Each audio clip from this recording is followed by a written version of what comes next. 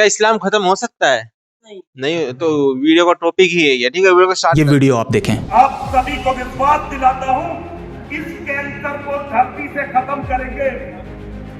इस्लाम नहीं रहेगा, केवल सनातन रहेगा, ना मोहम्मद रहेगा और ना कोई मोहम्मद को नाम देने वाला रहेगा। इसमें बाबा जी कह रहे हैं इस धरती से इस्लाम को खत्म करेंगे, ना इस्लाम होगा, ना मोहम्मद रहेंगे और ना ही कोई मोहम्मद का नाम लेने वाला रहेगा। अब मैं इसके रियल फैक्ट पे आऊं उससे पहले आपको एक रियल इंसिडेंट बताता हूं। ये जो इमेज आप देख रहे हो इसमें दिख रही महिला एक अमेरिकन है और ये एक एक्सपेरिमेंट करती है। इसने एक के बाद एक 26 चर्च में कॉल किया और कहा मेरा एक बेटा है जो सिर्फ 2 महीने का है, वो कल से कुछ खाया नहीं है, बहुत भूखा है, क्या आप मुझे फॉर्मूला मिल्क दे सकते हैं? बैकग्राउंड में एक रोते हुए बच्चे की आवाज भी लगा दी। आपको जान के हैरानी होगी कि 26 चर्च में कॉल करने के बाद उनमें से 23 ने साफ मना कर दिया। अब औरत अपनी अगली कॉल चर्च के बजाय इस्लामिक सेंटर यानी मस्जिद में करती है। कॉल रिसीव होती है, औरत अपनी वही बात दोहराती है, मेरा 2 महीने का बच्चा है, कल से भूखा है, क्या आप मुझे फॉर्मूला मिल्क दे सकते हैं? सामने से 2 सवाल किया जाता है, आप कहां से हैं और आपको कौन सा दूध चाहिए? ये इस्लाम है, ये प्रॉफेट मोहम्मद का पैगाम है। अगर कोई कहे कि वो इस्लाम को मिटा देगा, कोई मोहम्मद का नाम लेने वाला नहीं रहेगा, तो आपको क्या लगता है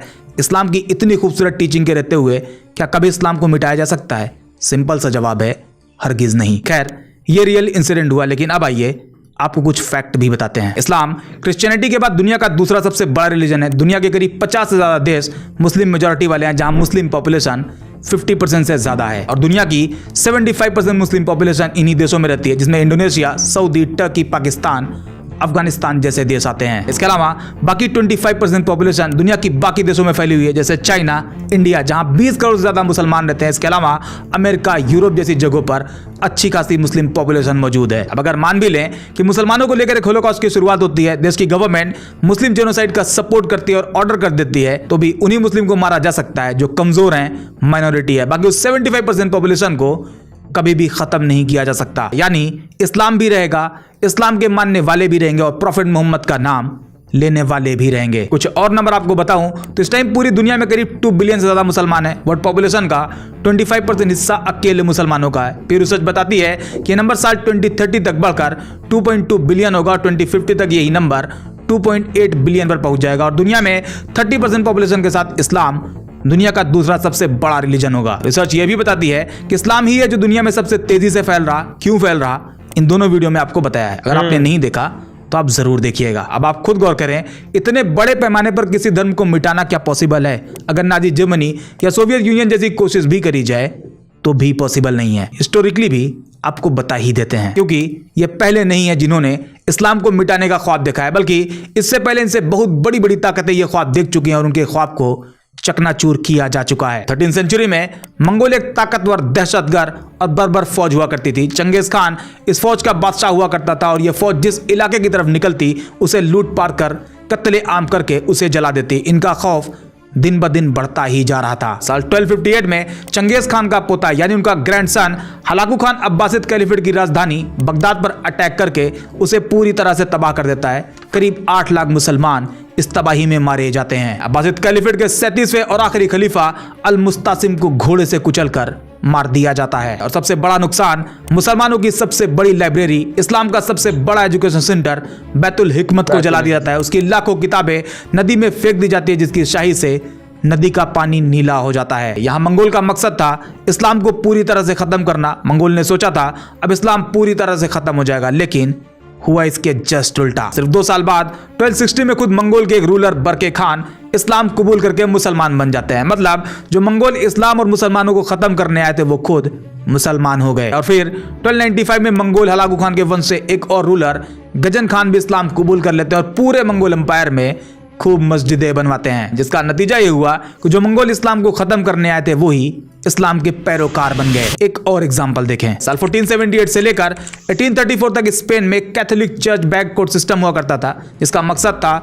स्पेन को 100% कैथोलिक कंट्री बनाना। और इसके लिए उन्होंने उन लोगों को टारगेट किया जो मुस्लिम थे, ज्यूज थे या फिर क्रिश्चियन होने का दावा करते थे, लेकिन अंदर ही अंदर अपना अलग धर्म मानते थे। इस पीरियड में स्पेन में मुसलमानों का एक आखिरी किला हुआ करता था जिसका नाम था ग्रेनाडा और 1492 में वो भी गिर जाता है या गिरा दिया जाता है। इस तरह स्पेन पूरी तरह कैथोलिक राजा फर्डिनेंड और इसाबेला के कंट्रोल में आ जाता है। पहले तो उन्होंने मुसलमानों से कहा कि आप अपना रिलीजन फ्रीली मान सकते हैं, कोई प्रॉब्लम नहीं है, लेकिन कुछ ही साल बाद करीब 1502 में वो अपने ही कहे से पलट गए और एक नया फरमान सुना दिया, मुसलमानों या तो क्रिश्चियन बन जाओ या स्पेन छोड़ दो। उनके इस फरमान को मानने से अगर कोई मना कर देता तो उसे पनिश किया जाता, जेल में टॉर्चर किया जाता और यहां तक कि उन्हें मार दिया जाता था। और इस तरह जोर जबरदस्ती करके करीब 2 लाख मुसलमानों को क्रिश्चियन बना दिया गया। जिन लोगों पर शक होता कि ये चुपके चुपके इस्लाम फॉलो कर रहा है तो बाकायदा उन्हें कोर्ट में लाया जाता, उनके खिलाफ ट्रायल होते और कई लोगों को तो जिंदा जला दिया जाता। अरबिक लैंग्वेज, इस्लामिक बुक्स और इस्लामिक कल्चर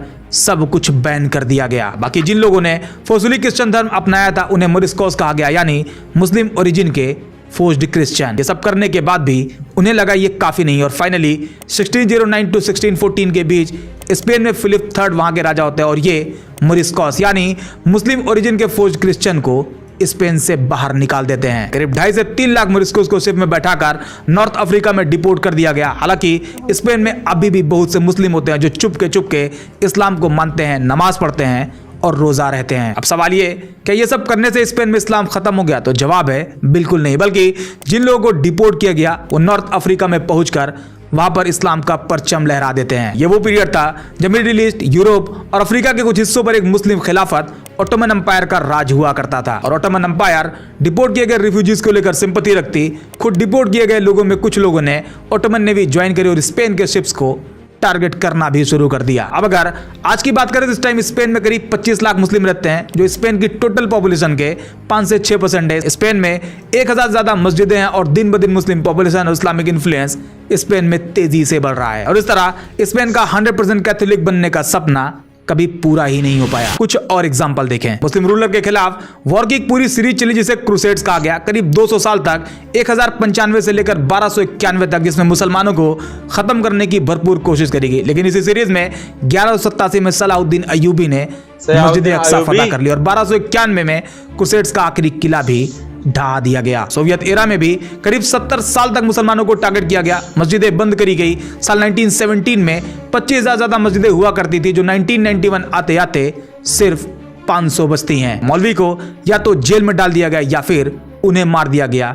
लाखों मौलवी शहीद किए गए, कुरान को बैन किया गया, अरबिक स्कूल सब कुछ बंद कर दिया गया। लेकिन क्या इतना कुछ करने के बाद सोवियत इस्लाम खत्म हो गया? तो जवाब है बिल्कुल नहीं। सोवियत खत्म हो गया लेकिन इस्लाम खत्म नहीं हुआ, बल्कि और मजबूती के साथ वजूद में आता है। आज रशिया में करीब 26 करोड़ मुस्लिम रहते हैं। रशिया की टोटल पॉपुलेशन का करीब 15% हिस्सा। पॉपुलेशन के हिसाब से ये यूरोप के किसी भी देश की सबसे बड़ी पॉपुलेशन है और रशिया का दूसरा सबसे बड़ा रिलीजन भी है। सिर्फ पुतिन के रूलिंग पीरियड में 7500 मस्जिदें बनाई गई। कई मुस्लिम यूनिवर्सिटी है, Moscow Islamic institute MII, Russian Islamic university Kazan, Dagestan Islamic university जैसी कई यूनिवर्सिटी जिसमें बैचलर, मास्टर और पोस्ट ग्रेजुएट लेवल पर इस्लामिक थियोलॉजी पढ़ाई जाती है। चाइना में भी उइगर मुस्लिम को लेकर इस्लाम और मुसलमानों को टारगेट किया जाता है। इंडिया में भी मुस्लिम पहचान की वजह से लोगों को लिंच किया गया, उन्हें अरेस्ट किया गया, टॉर्चर किया गया, चोरी के शक में मार दिया गया। लेकिन अभी जितने भी एग्जाम्पल आपको बताए उन सभी में वक्ती तौर पर मुसलमानों को जरूर दबाया गया, खत्म करने की कोशिश करी गई, लेकिन बाद में वही मुस्लिम एक नई ताकत के साथ मजबूत होता है और इसके पीछे भी एक स्ट्रॉन्ग रीजन है, इस्लाम की अपनी आइडियोलॉजी। इस्लाम कुरान और प्रॉफिट मोहम्मद के साथ साथ अपने कुछ खास पहलुओं की वजह से मजबूत था, मजबूत है और मजबूत रहेगा। नमाज, रोजा, हज, ज़कात, इस्लाम के ये 4 पिलर आपस में मिलकर एक बैलेंस सोसाइटी बनाते हैं। एक ही सफ में खड़े हो गए महमूद और अयाज, ना कोई बंदा रहा ना कोई बंदा नवाज। इस्लाम का ये एक पॉइंट सोशल इनइक्वालिटी को लगभग खत्म कर देता है और इस्लाम के मजबूत होने की ये एक बड़ी खासियत है। अब हम एक स्टेप और आगे बढ़ते हैं। अभी तक हम हिस्ट्री में हुए इवेंट को देख रहे थे जिसमें इस्लाम को मिटाने की कई बार कोशिश करी गई लेकिन उसे मिटाया नहीं जा सका। तब ताकत का दौर हुआ करता था, आइडियोलॉजी का दौर हुआ करता था, लेकिन आज कानून का दौर चल रहा। कोई भी हो कानून के दायरे में है, गवर्नमेंट हो, ऑर्गेनाइजेशन हो या फिर इंडिविजुअल, सब के सब कानून के दायरे में है। तो क्यों ना कानून के दायरे में भी देख लिया जाए क्या कानून की मदद से इस्लाम को खत्म किया जा सकता है। तो सबसे पहले हम वर्ल्ड वाइड देखते हैं। यूनाइटेड नेशन का फाउंडिंग डॉक्यूमेंट है UN चार्टर 1945। इसके आर्टिकल 1 सेक्शन 3 और आर्टिकल 55 सेक्शन C में कहा गया है यूनाइटेड नेशन का एम है ह्यूमन राइट और फंडामेंटल फ्रीडम को प्रमोट करना बगैर किसी रेस, सेक्स, लैंग्वेज या रिलीजन के भेदभाव के। यानी यूएन की सभी मेंबर कंट्रीज, इंडिया, यूएसए जैसे सभी देश लीगली कमिट करते हैं वो अपने सिटीजन को रिलीजियस फ्रीडम देंगे। इसके अलावा एक और इंपॉर्टेंट डॉक्यूमेंट है universal declaration of human right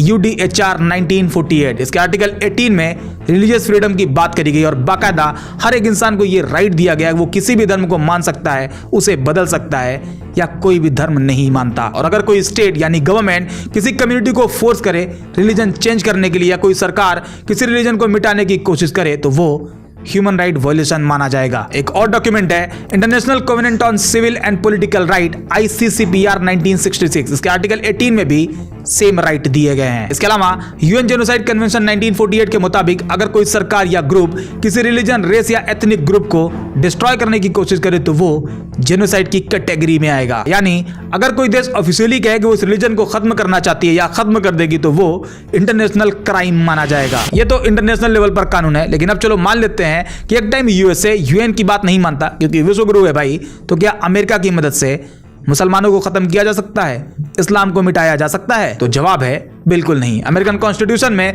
religious freedom को लेकर फर्स्ट अमेंडमेंट 1791 में कहा गया है Congress shall make no law respecting and establishment of religion और prohibiting the free exercise thereof. इसमें दो चीजें हैं, first no establishment of religion, सरकार किसी भी धर्म को ऑफिशियल धर्म नहीं बना सकती है, and second free exercise of religion, हर व्यक्ति अपना धर्म फ्रीली प्रैक्टिस कर सकता है। मतलब ये चांस भी नहीं है कि सुपर पावर अमेरिका की मदद से इस्लाम को खत्म किया जाए, कोई ऑप्शन ही नहीं है भाई। अब जहां तक बात इन बाबा जी की है जो दुनिया से इस्लाम को खत्म करना चाहते हैं, ये चाहते हैं कि कोई प्रॉफिट मोहम्मद का नाम लेने वाला ना हो। इनकी ये ख्वाहिश बस ख्वाहिश बनकर रह जाएगी। अभी इन्वायरमेंट ऐसा है जो ये कुछ भी कह रहे हैं और फ्रीली घूम रहे हैं। अगर वाकई इंडियन लॉ के हिसाब से एक्शन लिया जाए तो ऐसे लोग जेल से बाहर नहीं आ पाएंगे, क्योंकि इंडियन कॉन्स्टिट्यूशन में भी right to freedom of religion के प्रावधान मौजूद है, जिसमें article 25 section 1, article 26, article 27 and article 28 में रिलीजियस फ्रीडम की बात कही गई है। ये भी पॉसिबल नहीं है। ये बाबा जी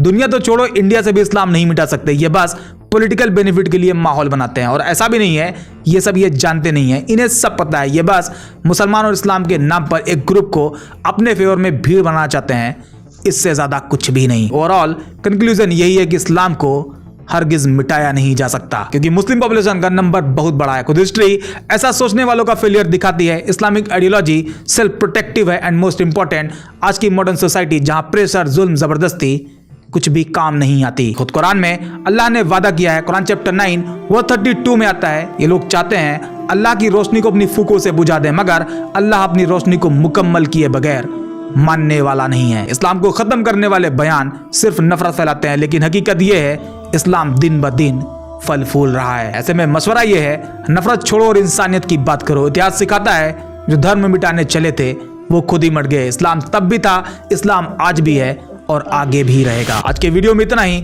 उम्मीद करते हैं ये वीडियो आपको पसंद आई होगी। अगर हाँ तो लाइक और शेयर जरूर करें, और अगर आपके लिए पॉसिबल हो तो हमें ज्वाइन भी करें। बाकी मिलते हैं नेक्स्ट वीडियो में एक और इंटरेस्टिंग। आज के टाइम इतने लोग इस्लाम को जानने की कोशिश कर रहे हैं, जैसे हम भी कोशिश कर रहे हैं, और इतने चैनल बन रहे हैं, यूट्यूबर बन रहे हैं, किसी और चीज के भी बन सकते हैं, इस्लाम के ही क्यों बन रहे हैं? कि इस्लाम को जानना है, पढ़ना है, देखना है, तो इस्लाम कभी खत्म नहीं होगा, इस्लाम पनपेगा, खत्म नहीं होगा।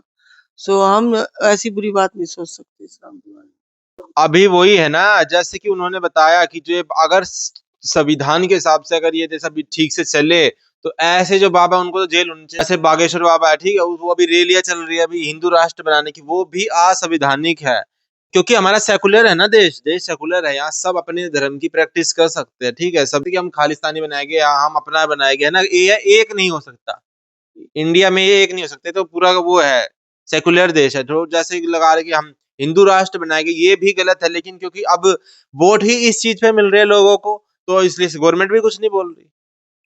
जैसे बीजेपी है उसको वोट इसलिए मिल रहा है, तो इसलिए वो भी कुछ नहीं बोल रहे। दिल्ली में जो एमसीडी के इलेक्शन चल रहे हैं, ठीक है, उसमें मैं इंटरव्यू देख रहा था कुछ लोगों के, जो लोग वोट दे के आए, तो उनसे न्यूज रिपोर्टर पूछ रहा है किस मुद्दों पे आपने जो है, ठीक है, वोट दिए है, रोड वगैरह हो गई, गलियां हो गई, सीवेज सिस्टम हो, किस पे? वो बोले नहीं, हमको हिंदू राष्ट्र बनाना है, हम लोगों को विश्व गुरु बनना है, हमारा देश बहुत आगे बढ़ रहा है, ठीक है, इस चीज पे वोट दिया है उन्होंने। उन लोगों को पता भी नहीं होता, कुछ लोगों को, कि भी हमारा विधायक कौन है, बस वो ऐसे ही वोट दिए जा रहे हैं। तो भाई, और ये और इन जैसे जो स्टार्टिंग में इन्होंने जो दिखाया था, वो क्या नाम था, अभी नाम भी मेरे को याद नहीं आ रहा। तो इन लोगों के पास क्योंकि भीड़ तो एकजुट हो ही जाती है, ठीक है, और ऊपर पॉलिटिकल सपोर्ट भी हो गया तो इनकी और हिम्मत बढ़ जाती है, तो ऐसी बातें अब हो रही है। तो बाकी बात रही इस्लाम की, तो ये तो पूरी दुनिया को पता है इस्लाम कहीं खत्म नहीं होने वाला, कुछ ऐसे कुछ नहीं होने वाला, ठीक है। तो